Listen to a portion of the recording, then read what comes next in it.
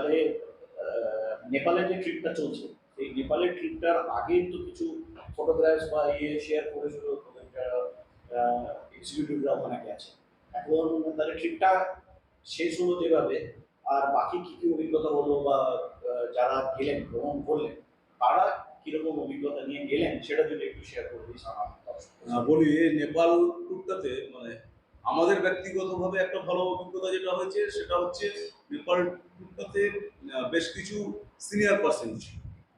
তো হ্যাঁ, তারা কাকাম ছিলেন। হ্যাঁ সিনিয়র পার্সন ছিল। আমার তো সব জায়গায় মুখ করা সম্ভব নয়, কারণ আমার একটা মাদার বিজনেস আছে। তো যেসবগুলো খুব ইম্পর্টেন্স মনে হয় বা আমার সময় যখন আমি ক্যারি করতে পারবো তখন সেই স্পটে, এই স্পটে আমাদের পর্যটক ট্যুর অ্যান্ড ট্রাভেলসের একজন যে আমাদের শেয়ারনেসে আছে রাজা দেবব্রত দেব, ও গেছিল। তো ও ওখান থেকে আমার সঙ্গে কিছু কথোপকথন হয়েছিল, সেটা আবার হোয়াটসঅ্যাপের মাধ্যমেই কথোপকথনগুলো হয়েছিল।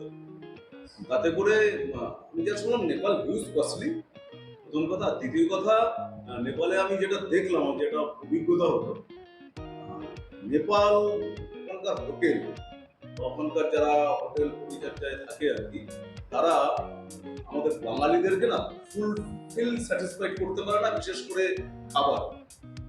কারণ ওখানে বেশ কিছু এরিয়া হচ্ছে একদম টোটালি ড্রাই, প্রথম। আর দ্বিতীয়ত হচ্ছে একদম শাকাহারি, পুরো শাকাহারি, পুরো নিরামিষ। এবার এমন এমন জার্নি আছে, এমন এমন একটা ডিস্টেন্স জার্নি, যে সেই সময় দেখা যায় যে খাবারের একটা খুব সমস্যা আমাদের বাঙালিদের জন্য। কিন্তু যারা আবার ড্রাই ফুড নিতে খুব সুবিধে, ড্রাই ফুডে তাদের কোনো অসুবিধে নেই, তারা কি করে ওই ব্রেড, কলা এইসব ক্যারি করে নেয়, কিন্তু হিউজ কস্ট। আচ্ছা, আমি যা শুনলাম বলছে 1 পাউন্ড ব্রেড নাকি 180 টাকা, কলা নিয়ার অ্যাবাউট 150 টাকা না 200 টাকা কিলো। এই হচ্ছে সব বিষয়। এই একটা অভিজ্ঞতা আমাদের দেশ থেকে যায় টোটালটাই আমাদের ইন্ডিয়া থেকে পারচেস হয়। খুব কস্টলি, কিছু কিছু জায়গাতে খুব রেস্ট্রিক্টেড। তা ওদেরকে যে কন্টিনিউ ননভেজ করার মতন পরিস্থিতি এক এক সময় থাকে না। যা দেখলাম, যা অভিজ্ঞতা আমার যে গেছিল, কন্টিনিউয়াস তো আমাদের সঙ্গে রিলে ছিল। তো দেখলাম এইসব কিছু একটা সমস্যা আমাদের বাঙালি যারা কমন কিছু তাদের। এমনি এমনি আবার কি একটা জিনিস দেখলাম, সবাই কিন্তু খাওয়া দাওয়াটা আবার ভুলে গেছে।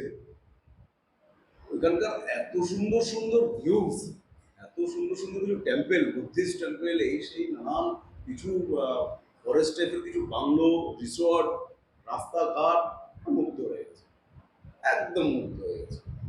তার মানে এইখানে একটা জিনিস অ্যাড করে দিতে পারি পরবর্তী যারা যাবেন, আর হচ্ছে যে ধরুন আমি একটা প্যাকেজ যে টাকাতেই বুকিং করি আমাদের, তো সেটাই সব নয়, আমাকে আরো বেশ কিছুটা পয়সা ক্যারি করতে। দেখুন একটা বাইরে গেলে তো পয়সা ক্যারি করাটা সেফের ব্যাপার, এটা তো কোনো ইয়ে নেই। না, বিষয়টা বলি, খিদেটা তো সবার সবসময় একই টাইমে পাবে এরকম কোনো মানে নেই। আমার একটা নির্দিষ্ট টাইম আছে যে আমি এই এতটা জার্নি করার পরে এখানে আমি লাঞ্চ ব্রেকটা দেবো। দেখা গেল যে আমি সকালবেলায় যখন বেরোচ্ছি, ব্রেকফাস্টটা করে আমি বেরিয়ে যাচ্ছি হয়তো 6:30-7টা, এবার আমার লাঞ্চ ব্রেকটা আছে হয়তো দুপুরে 1টা কি 1:30টা। কিন্তু এই যে একটা গ্যাপ, এই গ্যাপের মধ্যে তো অনেকের খিদে পেতেই পারে। আমার তো মনে হয় 90% লোকের খিদে লেগে যেতে পারে। মানে কিছুটা পয়সা ক্যারি করা উচিত ভালো রকম, এবং খাওয়ার জন্য একটা ভাবনা চিন্তা রাখা উচিত।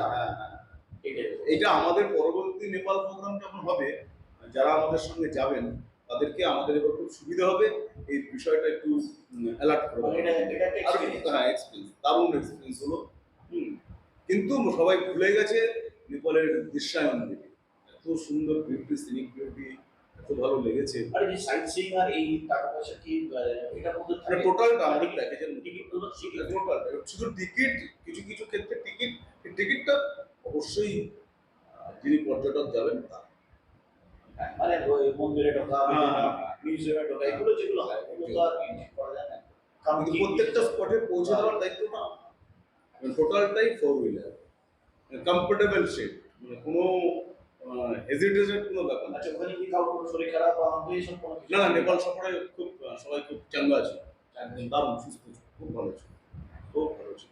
ইভেন সিনিয়র যারা ছিলেন তারা তো ভীষণ এনজয় করেছে, ভীষণ ভীষণ এনজয় করেছে। শুধু ওটাই বললো যে আমরা দেখুন এই অভিজ্ঞতাটা আমাদের নেই, কারণ এতটা ডিস্টেন্স এই আপনারা তো জানেন, আপনাদেরকে তো আমরা বলছি যে আমরা পর্যটক ট্যুর অ্যান্ড ট্রাভেলস ডিসেম্বরে ওপেনিং, ডিসেম্বর থেকে আমার নেপাল প্রোগ্রাম পর্যন্ত 18টা না 19টা হলো। আচ্ছা, ঠিক আছে, এরপর আমার নেক্সট আরও কিছু আছে। তো নেপাল প্রোগ্রামের অভিজ্ঞতা না আপনাদেরকে এই শেয়ার করলাম। তো যারা নেপাল যাবেন আমাদের সঙ্গে না গেলেও অন্য কারোর সঙ্গে গেলেও একটু ভাববেন, যারা একটু খাদ্য মানুষ তারা যেন নিজেরা একটু তৈরি হয়ে যায়। ঠিক আছে, তাহলে আজকে আমি আরো সমস্ত আপনাদেরকে আরো যে সমস্ত ছবি ট্রাভেলস এর লোকেরা ও ওদের যারা ইয়ে ছিলেন আর কি, যারা ওদের সাথে ভ্রমণ করেছে, তারা অনেকেই অনেক সুন্দর সুন্দর ছবি পাঠিয়েছেন। সেই ছবিগুলো দিয়ে ও মোহিতের বক্তব্যটা দিয়ে আমি আপনাদের সেকেন্ড পার্টটা আপলোড করে দিলাম। থ্যাংক ইউ, ধন্যবাদ, ভালো থাকবেন সকলে। আহ, ভিডিওটা একটু সাবস্ক্রাইব করে দেবেন। আর পর্যটক ট্রাভেলসের সমস্ত ফোন নাম্বার, ইমেল অ্যাড্রেস এগুলো দেওয়া আছে। আপনারা নেক্সট যে ট্যুর প্ল্যান করবেন সেটা অবশ্যই পর্যটক ট্রাভেলসের সাথে করতে পারেন। আমি বলতে পারি আপনারা আন্তরিকতার সাথেই ওরা গোটা ব্যবস্থাপনাটা করে এবং আপনাদের ট্যুরটা ভালো হবে।